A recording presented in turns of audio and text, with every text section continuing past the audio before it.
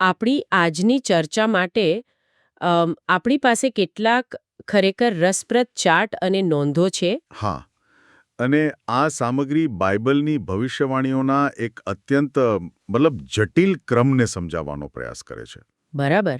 આપણે વાત કરીશું 7 મુદ્રાઓ, 7 રણશિંગડા અને 7 વિપત્તિઓ વિશે, પણ મને લાગે છે કે એ રીતે નહીં જે રીતે સામાન્ય રીતે લોકો વિચારતા હોય છે. બિલકુલ. સામાન્ય રીતે લોકો આને કેવી રીતે જુએ? એક પછી એક ઘટનાઓની સૂચિ તરીકે.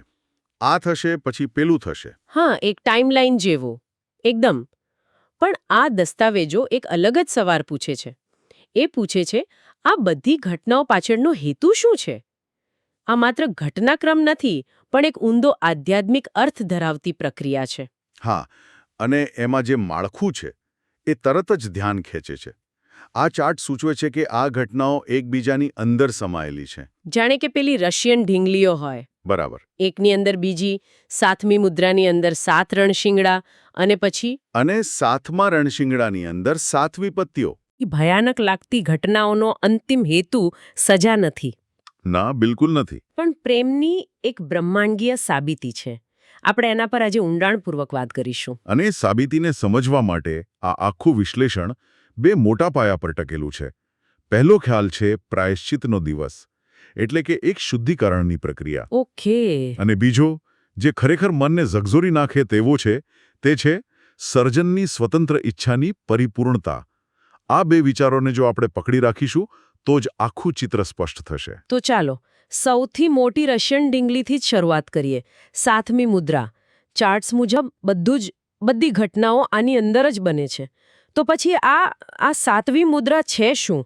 કોઈ એક ઘટના છે કે પછી એક લાંબી પ્રક્રિયા? આ નોંધો તેને એક લાંબી પ્રક્રિયા તરીકે જ વર્ણવે છે. અને તેની 2 મુખ્ય વ્યાખ્યાઓ આપી છે, જે એકબીજા સાથે જોડાયેલી છે. કઈ 2? પહેલી વ્યાખ્યા છે સમય અને અવકાશમાંથી પાપનો નાશ કરવાની પ્રક્રિયા. હવે આનો અર્થ માત્ર પાપીઓને સજા આપવાનો નથી. ઓકે. પણ પાપના મૂળ કારણને, એની સંભાવનાને જ બ્રહ્માંડમાંથી દૂર કરવાનો છે. વાહ. એટલે કે સમસ્યાના લક્ષણો નહીં, પણ રોગના મૂળ પર જ પ્રહાર કરવો. અને બીજી વ્યાખ્યા આ પ્રક્રિયાનો હેતુ સ્પષ્ટ કરે છે. સર્જિત જીવોની સ્વતંત્ર ઈચ્છાને પૂર્ણ કરવાની પ્રક્રિયા. અને અહીં જે રસપ્રદ વાત છે તે એ છે કે આ ઘટનાઓને માત્ર સજા તરીકે નથી જોવામાં આવતી. ખરું? તેને એક સુધારાત્મક, શુદ્ધિકરણની અને અંતિમ પ્રક્રિયા તરીકે રજૂ કરવામાં આવી છે, જેનો અંતિમ ધ્યેય સ્વતંત્ર ઈચ્છાને નષ્ટ કરવાનો નથી, પણ તેને સંપૂર્ણ બનાવવાનો છે. આ વિચાર જ આખી વાતને બદલી નાખે છે. હા. એટલે કે જે કંઈ પણ થાય છે, પછી ભલે તે આપણને કેટલું ભયાનક કેમ ન લાગે, તે રેન્ડમ વિનાશ નથી. ના, બિલકુલ નહીં. તે એક ચોક્કસ હેતુ સાથેની પ્રક્રિયા છે. એકદમ સાચું. આ દ્રષ્ટિકોણ મુજબ આ પ્રક્રિયાનો અંતિમ ધ્યેય એ સુનિશ્ચિત કરવાનો છે કે ભવિષ્યમાં પાપ ફરી ક્યારેય માથું ન ઉંચકે. અને આ માત્ર મનુષ્યો માટે નથી. દૂતો સહિત બધા માટે. હા, દૂતો સહિત દરેક સર્જિત જીવ માટે છે. આ દ્રષ્ટિકોણ સમગ્ર ચર્ચા માટે પાયારૂપ છે. બરાબર. તો આ મોટા હેતુથી આપણે ઘટનાક્રમ પર કેવી રીતે આવીએ છીએ? ચાર્ટ્સ બતાવે છે કે 7મી મુદ્રા તૂટે છે અને તેમાંથી 7 રણશિંગડા પ્રગટ થાય છે. અને એમાં પણ ખાસ કરીને 5મા અને 6ઠ્ઠા રણશિંગડાને 3 સંતાપના ભાગ તરીકે ઓળખવામાં આવ્યા છે. હા, આ સંતાપ શબ્દ પોતે જ ઘણું સૂચવે છે. અને આ સંતાપનો જે ક્રમ છે તે ખૂબ મહત્વનો છે.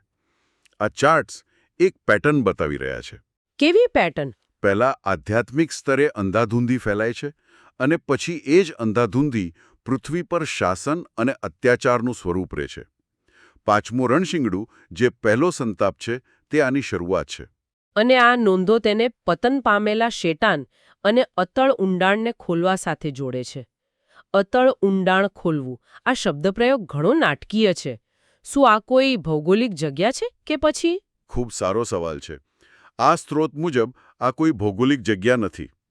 5મું રણશિંગડું એ પૃથ્વી પરની કોઈ કુદરતી આફત પણ નથી. તો પછી શું છે? એક આધ્યાત્મિક ઘટના છે. આ તે ક્ષણ છે જ્યારે શેતાનને સ્વર્ગમાંથી સંપૂર્ણપણે બહાર કાઢી નાખવામાં આવે છે અને તેને અતળ ઊંડાણ એટલે કે એબિસ ખોલવાની સત્તા મળે છે. એનું અર્થ શું થાય? એને તમે એ રીતે સમજી શકો કે દુષ્ટતા પર જે અત્યાર સુધી કોઈક પ્રકારનો અંકુશ હતો તે હટાવી લેવામાં આવે છે. આ ઘટના પૃથ્વી પર એક નવા પ્રકારની આધ્યાત્મિક ઉથલપાથલ અને છેતરપિંડીનો દોર શરૂ કરે છે. ઓહ, એટલે કે પહેલા આધ્યાત્મિક બંધનો તૂટે છે અને પછી આવે છે છઠ્ઠું રણશીંગડું, જે બીજો સંતાપ છે. આનાથી પરિસ્થિતિ વધુ ગંભીર બને છે, ખરું ને? હા, કારણ કે આ ચાર્ટ્સ આ ઘટનાને યુફ્રેટિસના 4 દૂતોના છુટકારા સાથે અને પછી શ્વાપદના શાસનની શરૂઆત સાથે જોડે છે. એટલે હવે જે આધ્યાત્મિક અરાજકતા હતી બરાબર. એ હવે એક રાજકીય અને ધાર્મિક તંત્રનું સ્વરૂપ લે છે, જેને અહીં શ્વાપદનું શાસન કહેવામાં આવ્યું છે. અને આ શાસન દરમિયાન જ સંતો પરની મહાન વિપત્તિ આવે છે. હા, આ સમજવું ખૂબ જ જરૂરી છે કે આ વિપત્તિ કોના પર છે. આ તબક્કે નિશાન એ લોકો છે જેઓ ઈશ્વરને વફાદાર રહેવા માંગે છે. તો અત્યાર સુધીનો ક્રમ એવો છે કે આધ્યાત્મિક શક્તિઓને છૂટ મળે છે અને તેના પરિણામે પૃથ્વી પર એક એવું તંત્ર ઊભું થાય છે જે સંતો પર અત્યાચાર કરે છે. આ એકદમ નિરાશાજનક ચિત્ર લાગે છે. લાગે છે. પણ 7મું રણશીંગડું વાગે છે ત્યારે આ ચાર્ટ્સ મુજબ આખી રમત પલટાઈ જાય છે. અહીંથી શું બદલાય છે? અહીંથી ન્યાયનો તબક્કો શરૂ થાય છે. 7મું રણશીંગડું એ અંતિમ ચરણની શરૂઆત છે. તેને પ્રાયશ્ચિતનો દિવસ તરીકે પણ ઓળખવામાં આવે છે. એટલે આ પણ કોઈ એક ઘટના નથી. ના, આ એક આખી પ્રક્રિયા છે જેમાં પ્રથમ પુનરુત્થાન, શ્વાપદનો ન્યાય અને સૌથી મહત્વનું 7 વિપત્તિઓનો સમાવેશ થાય છે. જે ત્રીજો અને અંતિમ સંતાપ છે. હા, અને આ જ એ 7 વિપત્તિઓ છે જે આપણી ત્રીજી રશિયન ઢીંગલી છે. સાચી વાત. અને અહીં એક સૂક્ષ્મ પણ અત્યંત મહત્વપૂર્ણ તફાવત છે જે આપણા સ્ત્રોતો સ્પષ્ટ કરે છે. યાદ કરો, છઠ્ઠા રણશિંગડા હેઠળ સંતો પરની વિપત્તિ હતી. હા. પરંતુ 7મા રણશિંગડાની અંદરની આ 7 વિપત્તિઓને શ્વાપદ પરની મહાન વિપત્તિ તરીકે વર્ણવવામાં આવી છે. એક મિનિટ. આ વાત થોડી ગૂંચવણભરી લાગે છે. જો ઈશ્વરનો ન્યાય થઈ રહ્યો છે તો પછી પહેલા સંતો પર જ વિપત્તિ શા માટે? સામાન્ય તર્ક તો એવો કહે કે પહેલા દુષ્ટોને સજા મળવી જોઈએ. આ ચાર્ટ્સ આ ઉલટા ક્રમ માટે શું કારણ આપે છે? અને આ જ આખા વિશ્લેષણનો કેન્દ્રબિંદુ છે. તમારો સવાલ એકદમ વાજબી છે. આ ચાર્ટ્સ મુજબ સંતો પરની વિપત્તિ સજા નથી. તો શું છે? એક પરીક્ષણ અને સાબિતીની પ્રક્રિયા છે. જ્યારે શ્વાપદ પરની વિપત્તિ એ શુદ્ધ ન્યાય અને સજા છે. આ બે વચ્ચેનો તફાવત જ આખી યોજનાને સમજાવે છે. ઓકે. અને આ 7 વિપત્તિઓ દરમિયાન જ એક બીજી અત્યંત મહત્વપૂર્ણ આધ્યાત્મિક ઘટના બને છે જેને ચાર્ટ્સમાં મંડપના વાસ્તવિક પવિત્ર સ્થાનમાં પ્રાયશ્ચિત તરીકે ઓળખવામાં આવી છે. મંડપના વાસ્તવિક પવિત્ર સ્થાનમાં પ્રાયશ્ચિત.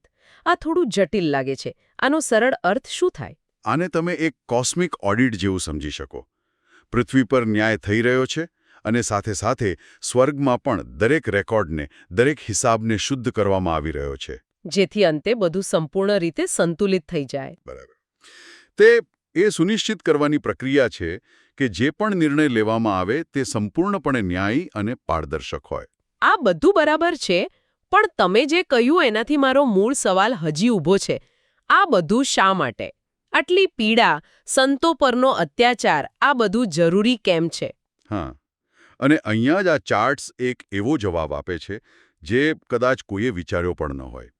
એક ચાર્ટમાં યોહાન 15:13નો શ્લોક ટાંકવામાં આવ્યો છે. મિત્રો માટે પોતાનો જીવ આપવો એનાથી મોટો કોઈ પ્રેમ નથી. હા, અને આ જ આખા માળખાની ચાવી છે. સાચું કહું તો મેં આ શ્લોક હંમેશા વ્યક્તિગત મિત્રતા કે બલિદાનના સંદર્ભમાં જ જોયો છે. તેને બ્રહ્માંડના ન્યાય અને 7 મુદ્રાઓ સાથે જોડવાનો વિચાર તો ક્યારેય નહોતો આવ્યો. આ જોડાણ કેવી રીતે કામ કરે છે? આ જોડાણ ખૂબ જ ઊંડું છે. આ સ્ત્રોત 5મી મુદ્રા હેઠળ જે મોટા પાયે શહાદત થાય છે તેને આ શ્લોક સાથે સીધી રીતે જોડે છે. ઓકે. જુઓ, દલીલ એવી છે કે બ્રહ્માંડમાં પાપની શરૂઆત ક્યાંથી થઈ? ઈશ્વરના ચારિત્ર્ય પર શંકા કરવાથી. શું તે ખરેખર પ્રેમાળ છે? શું તેની આજ્ઞાઓ વાજબી છે? બરાબર. અને આ શંકાઓનું નિવારણ માત્ર શક્તિના પ્રદર્શનથી નથી થઈ શકતું. તેનું નિવારણ માત્ર પ્રેમની સર્વોચ્ચ સાબિતીથી થઈ શકે છે. અને એ સાબિતી શહીદો દ્વારા આપવામાં આવે છે. એકદમ સાચું. ઈશ્વરે પ્રેમની અંતિમ મર્યાદા જીવનનું બલિદાન આપવા સુધીની નક્કી કરી છે. જ્યારે શહીદોની એક નિશ્ચિત સંખ્યા પોતાના વિશ્વાસ ખાતર અને અંતે ઈશ્વર ખાતર પોતાનો જીવ આપીને આ સર્વોચ્ચ પ્રેમને સિદ્ધ કરે છે ત્યારે બ્રહ્માંડના સ્તરે એક સાબિતી રજૂ થાય છે. કેવી સાબિતી? આ શહાદત સાબિત કરે છે કે પ્રેમની આજ્ઞા એ કોઈ અશક્ય આદર્શ નથી, પણ સર્જિત જીવો માટે એક સાચું અને પાળી શકાય તેવું ધોરણ છે. એટલે કે મનુષ્યો ખરેખર તે સ્તર સુધી પ્રેમ કરી શકે છે, ભરે તેમને તેની કિંમત પોતાનું જીવ આપીને ચૂકવવી પડે. હા, અને જ્યારે તેઓ આમ કરે છે ત્યારે તે ઈશ્વરના ચારિત્ર્યને પણ સાચું ઠેરવે છે. તે સાબિત કરે છે કે જે ઈશ્વરે આ આજ્ઞા આપી તે પોતે પ્રેમાળ અને ન્યાયી છે. અને આ સાબિતી એટલી શક્તિશાળી હોય છે કે તે સર્જિત જીવોમાંથી, અને તેમાં માત્ર મનુષ્યો જ નહીં પણ દૂતો પણ સામેલ છે, ઈશ્વર વિશેની તમામ શંકાઓને કાયમ માટે દૂર કરી દે છે. શહીદોનું બલિદાન એ ઈશ્વરના ચારિત્ર્યનો બ્રહ્માંડીય પુરાવો બને છે. અને જ્યારે શંકા દૂર થાય છે ત્યારે પાપ કરવાની સંભાવના જ નાશ પામે છે. કેમ કે પાપનું મૂળ જ અવિશ્વાસમાં છે. ચોક્કસ. જો તમને ખાતરી હોય કે માર્ગ સંપૂર્ણપણે સાચો અને પ્રેમથી ભરેલો છે, તો તમે બીજો માર્ગ પસંદ જ નહીં કરો. અને આ જ તે ક્ષણ છે જ્યારે સર્જિત જીવોની સ્વતંત્ર ઈચ્છા પૂર્ણ થાય છે. જે સાતમી મુદ્રાનો અંતિમ ધ્યેય હતો. બિલકુલ, સ્વતંત્ર ઈચ્છાનો નાશ નથી થતો, પરંતુ તે એવી રીતે પરિપૂર્ણ અને શુદ્ધ થાય છે કે તે હંમેશા પ્રેમ અને સારાને જ પસંદ કરે છે, કારણ કે તેણે સત્યને સંપૂર્ણ રીતે જોઈ અને સમજી લીધું છે. વાહ!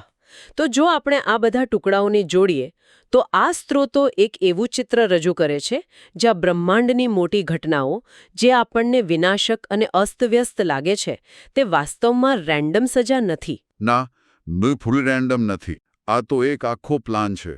આ તો પાપની મૂળ સમસ્યાને કાયમ માટે ઉકેલવા માટેની એક અત્યંત વિગતવાર અને સંરચિત પ્રક્રિયાનો ભાગ છે. હા, અને એનો હેતુ બેવડો છે.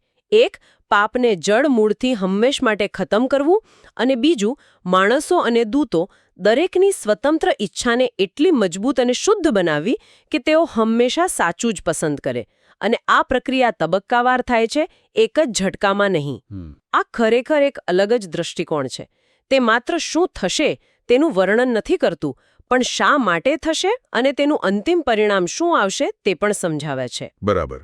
અને આ ચાર્ટ્સ દર્શાવે છે કે આ પ્રક્રિયા કેટલી વ્યાપક છે. અંતિમ ક્રમ માત્ર પૃથ્વી પરનો અંત નથી, પણ સ્વર્ગીય પવિત્ર સ્થાનથી લઈને મૃત્યુલોક સુધીના પ્રાયશ્ચિતની એક જટિલ પ્રક્રિયા છે. અને આ પ્રક્રિયા છેવટે મંડપના પર્વની ઉજવણી સાથે પૂર્ણ થાય છે, જે અંતિમ શાંતિ અને ઈશ્વર સાથેના સંપૂર્ણ સહવાસનું પ્રતીક છે. ચોક્કસ. આ આખી ચર્ચા પછી મારા મનમાં એક વિચાર રહી જાય છે. આ દૃષ્ટિકોણ મુજબ પાપ પરનો અંતિમ વિજય માત્ર ઈશ્વરની જબરદસ્ત શક્તિનું પ્રદર્શન નથી. ના, તે તેનાથી ઘણું વધારે છે. એ એક સહયોગાત્મક વિજય છે. હા, તે સર્જિત જીવોના પ્રેમાળ બલિદાન દ્વારા સાબિત અને સુનિશ્ચિત થાય છે. આ આપણને વિચારવા મજબૂર કરે છે. કોઈ માન્યતા પ્રણાલી માટે તેનો શું અર્થ થાય છે જ્યારે વિશ્વાસુઓના કાર્યોને જ ઈશ્વરના પોતાના ન્યાય અને પ્રેમની બ્રહ્માંડીય પરીક્ષામાં અંતિમ પુરાવા તરીકે જોવામાં આવે.